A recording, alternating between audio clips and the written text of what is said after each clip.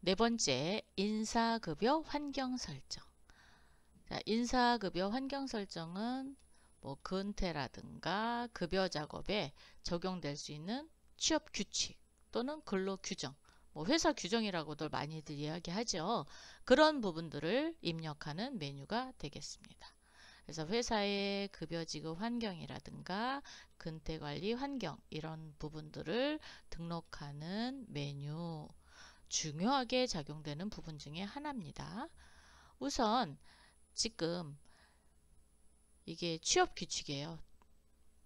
그래서 급여를 지급하는 데 있어서 한 달 일수를 산정을 하는데 우리 회사가 한 달 일수를 어떻게 산정했냐? 자, 기산일은 매월 1일부터 말일까지 기간으로 한다라고 했어요. 어때요, 여러분? 매달 말일이 똑같은가요? 아니죠. 한 달은 크고 한 달은 작잖아요. 그걸 그대로 받아들이겠다라는 의미입니다. 자, 그러면 한번 화면을 보면서 이게 무슨 말인가 한 걸 살펴보도록 할게요. 자, 인사급여 환경 설정입니다. 클릭.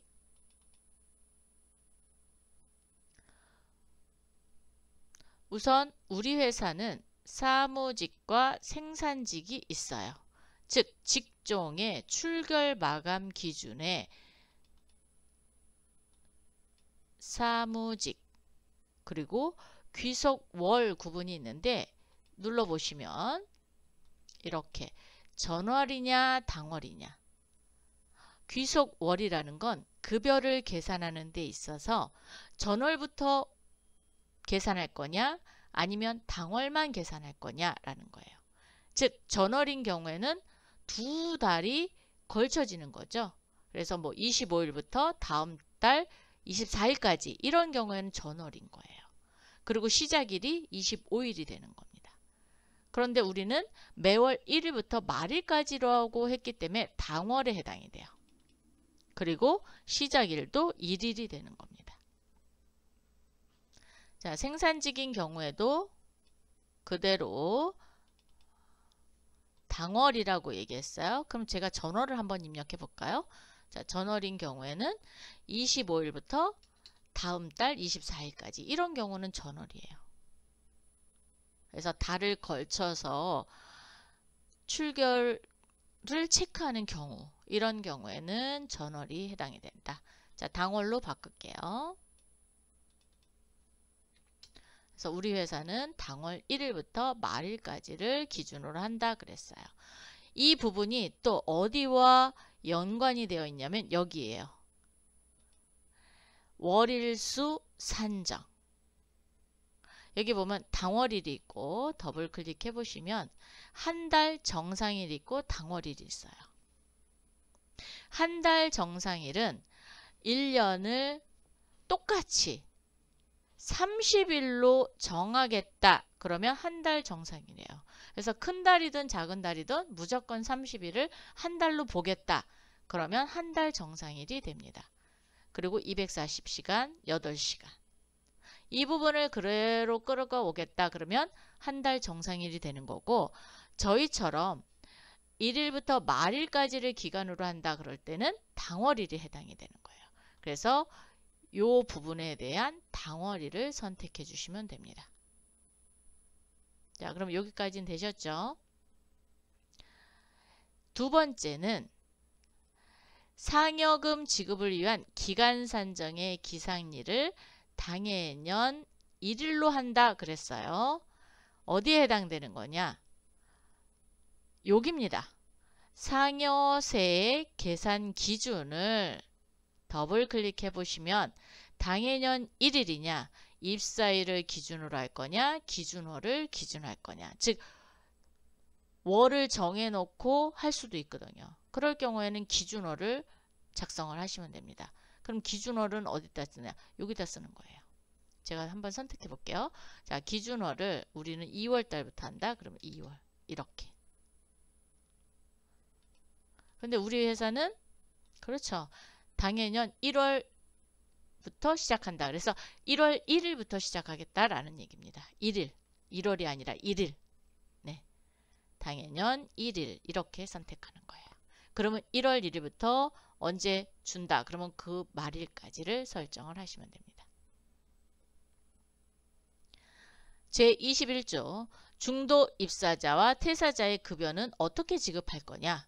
신규 입사자의 경우에는 입사일로부터 일할 계산한대요. 자, 일할 계산한다라는 것은 그렇죠. 일한 만큼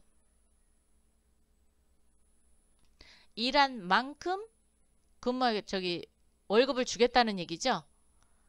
여기입니다. 입사자 급여 계산을 더블 클릭하시면 월이 있고 일이 있고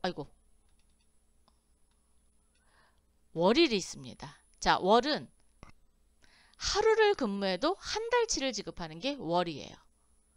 일은 일한 만큼, 즉 근무한 일수만큼 지급하는 게 일할. 즉 일이죠. 그리고 월일은 뭘까요?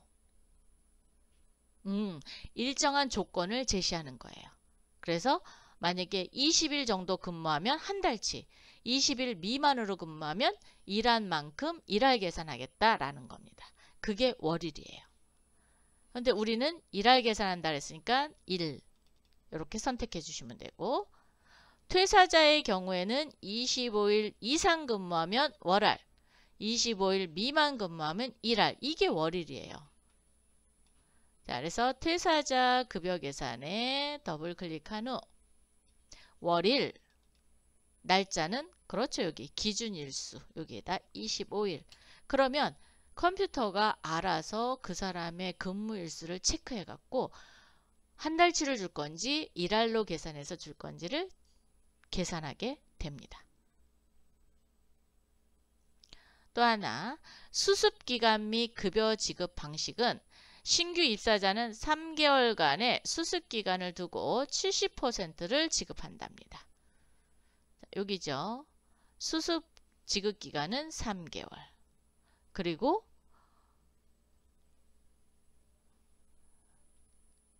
수습 시작과 종료가 되는 월에 급여 지급은 일할 계산한다 그랬으니까 여기가 1입니다. 지급률은 여기에다가 지급률 70 이렇게 넣으시는 거예요.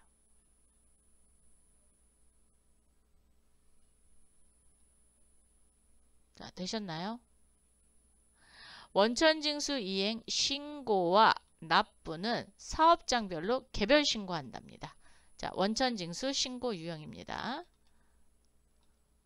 본사에서 일괄로 신고할 거냐, 사업장별로 신고할 거냐, 사업자 단위과세 신고 기업인 경우에는 사업자 단위과세로 신고하셔야 돼요. 즉 몽땅 한 곳에서 몰아서 하겠다라는 거죠. 자, 우리는 사업장별로 한대요. 자, 그러면 두 번째 사업장별 신고로 가고요.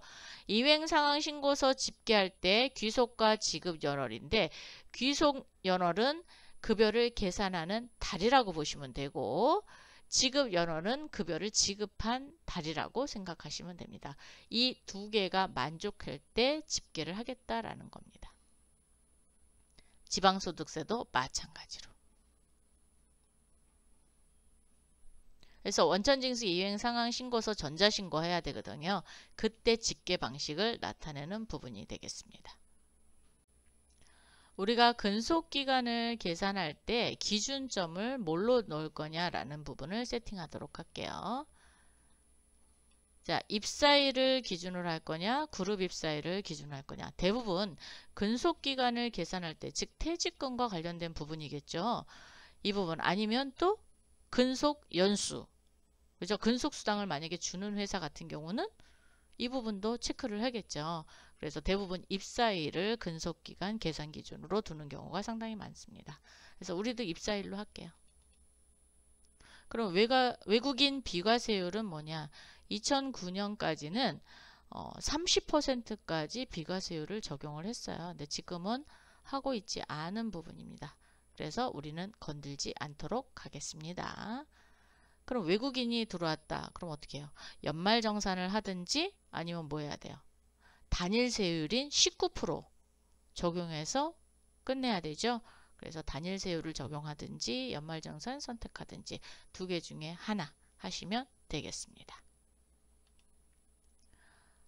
이제 갈수록 기업에 외국인 근로자들이 많이 늘어나고 있어요. 그렇기 때문에 이 외국인 근로자의 단일세율을 적용할 건지, 단일세율을 적용하게 되면 뭐 감면 이런 것도 받을 수 있거든요. 그래서 그런 부분 꼼꼼히 체크하셔야 됩니다.